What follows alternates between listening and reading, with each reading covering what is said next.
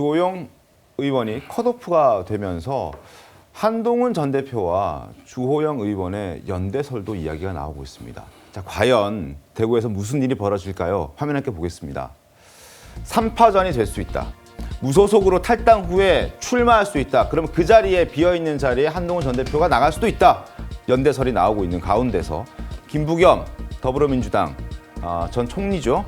30일 출마 선언 관측되고 있다라는, 이미 결심은 굳어섰고 언제 하느냐의 문제인데 30일에 출마 선언을 할 수 있다는 얘기가 나오고 있습니다. 국민의힘 후보가 누가 될지 모르겠습니다만 이렇게 세 사람이 대구시장 자리를 놓고 대결을 펼칠 수 있다라는 얘기가 나오고 있습니다. 자, TK 지역 여론조사 한번 볼까요?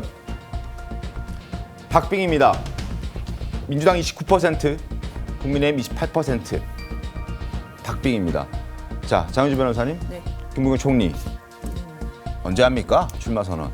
일단 뭐 30일이다 이런 이야기들도 나오고 있기는 하지만 정확하게 아직 날짜가 정해진 건 아닌 것 같습니다. 다만 김부겸 전 총리가 지금 대구시장에 출마 선언이 임박했다라는 이야기들은 당 내부에서 좀 들려오는 분위기이고요. 아무래도 김부겸 전 총리도 지금의 상황이 엄중하다라는 인식을 하시는 상태에서 어느 정도의 결단은 마친 것 아니냐라는 예측들이 나오고 있습니다. 그렇기 때문에 이번 대구 선거에서는 정말 주호영 만약에 의원이 무소속으로 출마를 하게 된다라고 한다면 3파전 양상으로 갈 가능성이 이제 점점 높아지는 것 아니냐라는 예측들이 광과에서 많이 나오고 있는 상황이기는 합니다. 그런데 민주당으로서는 뭐 무조건 3파전이다라고 해서 민주당이 유리하다 이렇게 지금 판단한다라기보다는 지금 이런 상황에서도 그 대구 시민들께 어떻게 하면 좀 더 민주당이 더 진정성 있게 다가갈 수 있는지 낮은 자세로 고민하는 자세가 필요하다라는 목소리가 나오고 있기 때문에 김부겸 전 총리의 결단을 이제 전후에 두고 관련해서 많은 고민들이 좀 나올 것 같고요. 김부겸 전 총리가 지금 출마를 하겠다라는 결단을 공식적으로 선언하게 된다라고 한다면 당 내에서도 좀 본격적으로 지원하는 작업들 이런 부분들이 좀 가시화되지 않을까라는 생각 듭니다. 네. 다시 한번 TK 지역 여론조사 한번 보여주시겠습니까? 더불어민주당이 29였고요. 국민의힘이 28이었습니다. 자, 국민의힘 텃밭이라 불리는 대구 경북에서도 지금 박빙의 상황이 펼쳐지고 있는 여론조사 결과를 보고 계십니다.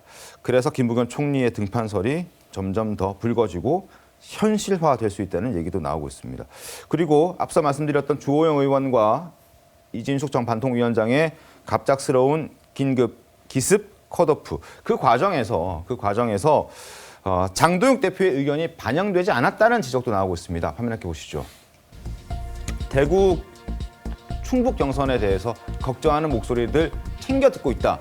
더 이상 갈등이 커져서는 안 된다. 이정현 공관위원장께서 공정한 경선을 해주실 것으로 기대하고 있다라고 대구에 어제 내려가서 대구 의원들 만나서 직접 민심에 따르는 경선하겠다라고 얘기를 하고 그 뒤에 구전환 변호사님, 그 뒤에 불과 몇 시간 만에 이정현 위원장이 그냥 기습적으로 컷오프 해버린 거잖아요. 뭐 배제된 겁니까? 아니면은 교감이 있었던 거, 뭐 어떻게 된 겁니까?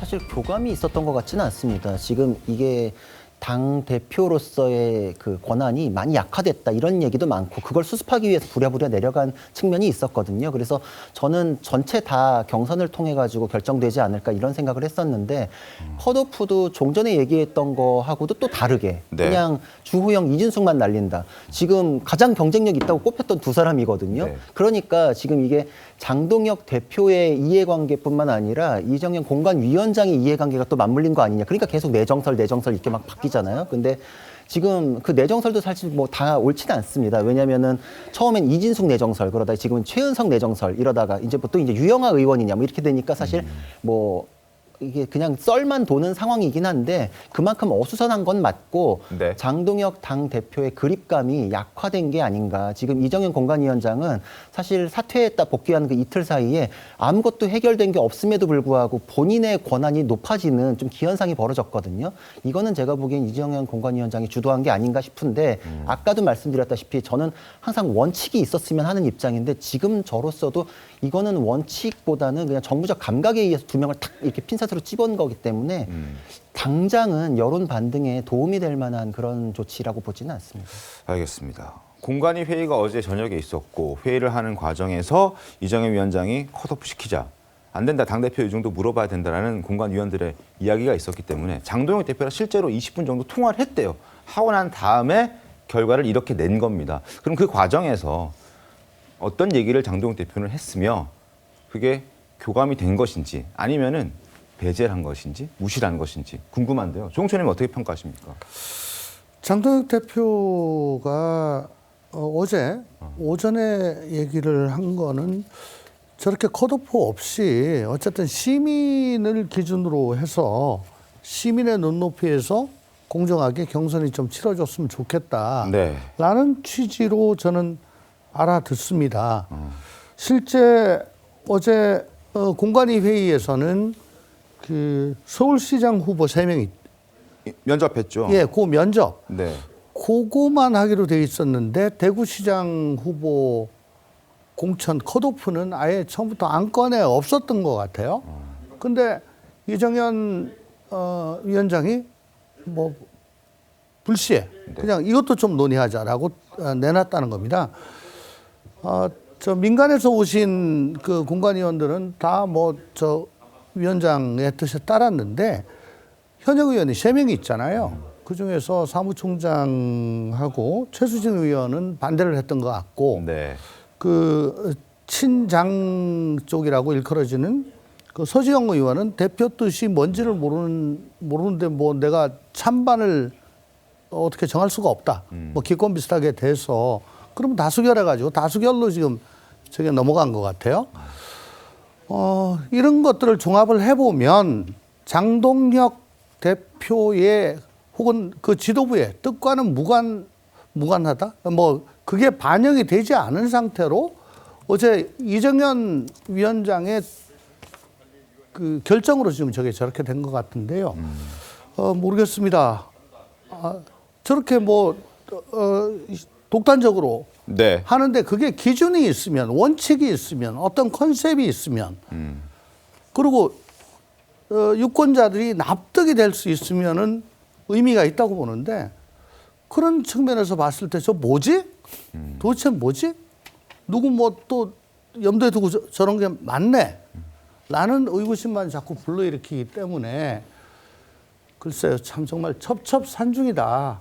이제는 낙동강 전선에서 밀려가지고 대구마저 내주려고 참 발버둥을 치는 것 같은 그런 모습입니다. 국민의힘 당초 어제 공관위는 서울시장 경선 후보들 공개하고 면접을 하는 게 일정이었습니다. 실제 면접은 이루어졌습니다. 오세훈 서울시장 5선 도전에 나섰던 오세훈 서울시장 어제 면접에 임했는데요.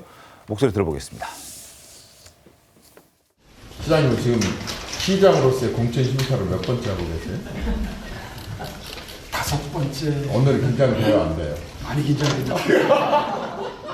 우리 박 의원님은 뭐 승승장구를 하셔가지고 면접이 지금까지는 학교 입학 때부터 해가지고 면접을 한 몇 번이나 하셨어요? 저도 많이 났습니다. 그랬어요? 오늘 하여튼 세 분들 좀 각오 좀 하세요.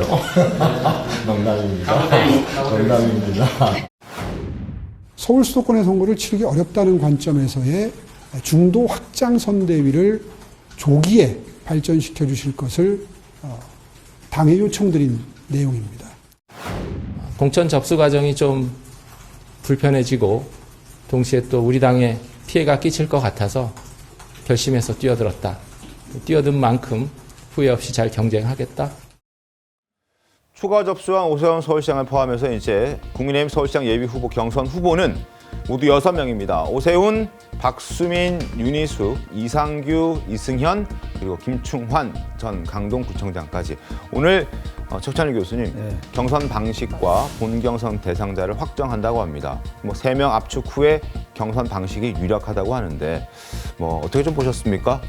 근데 지금 이 경선을 이제 어떤 식으로든 뭐 룰을 정해서 하긴 하겠습니다만 이미 지금 이 공천 자체가 대단히 무원칙하다고 여기서 다들 지적하고 계시는 거 아니에요? 저도 말씀드렸습니다만 이제 이정현 위원장은 현역 프리명 없다 이렇게 얘기를 하는데 김태우 충남지사하고 김진태 강원지사는 다 공천했잖아요. 단수 공천. 이분은 현역 아닙니까? 그러니까 이게 앞뒤가 맞지 않는 거예요. 그러니까 이 서울시장 이 공천은 마찬가지가 지금 이정현 공관위원장이 처음부터 올 때부터 좀 이상했어요. 굳이 이정현 위원장을 이렇게 모셔왔을까 생각이 들어요. 네. 과거에 박근혜 전 대통령 생각이 떠오를 것이고 그리고 아무튼 지금 국면은 뭐 공천 국면으로 간다고 하더라도 내란 프레임이라는 건 어쨌든 못 벗어나는 게 사실 아니에요. 3월 9일 날 의원총회에서 절연 선언했다고 하더라도 그 이후에 후속 조치가 없다는 거 다 인정하는 거고. 근데 그러려면 그나마 이제 공천 혁신 국면으로 가서 이 좀 이슈를 좀 완화시키면서 해야 되는데 이 공천 혁신, 공천 구명하니까 이거 더 좀 부각되고 있어요. 오세훈 시장 같은 경우도 계속 당과 각을 세우고 외연 확장을 얘기하니까 처음부터 오세훈 시장을 배제하려 했던 거 아닌가라는 이런 생각이 들잖아요. 어쨌든 다시 재등록 세 번째 해서 신청을 했습니다만 어떻게든 당에서는 오세훈 시장을 탈락시키려 할 가능성이 높아요. 저는 뭐 직접 공천 신청을 해본 적은 없습니다만 이 당의 공천이라는 게 경선도 있고 다 있습니다만 어쨌든 마음을 먹으면 어떻게든 그걸로 가더라고요. 아까 이준수 위원장 탈락시키는 거 보세요. 주호영 의원도 그렇고. 그러니까 저는 그래서 이번에도 나름대로 이제 압축해서 경선한다고 하긴 하겠습니다만 아마 일반 유권자들이 생각하는 것과 다른 방향으로 갈 가능성이 높다. 저는 그렇게 예상을 합니다.